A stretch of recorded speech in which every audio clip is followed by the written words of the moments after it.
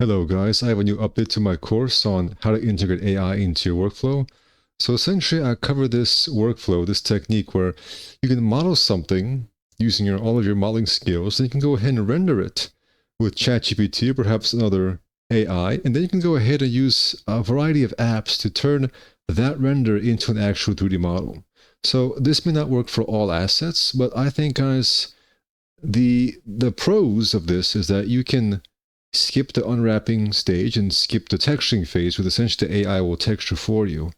So while it may not be applicable for all types of details and types of models, it's just something worth experimenting and knowing about so that you can see where this can go into your 3D workflow. So link is in the description, guys. Thank you for watching and take care.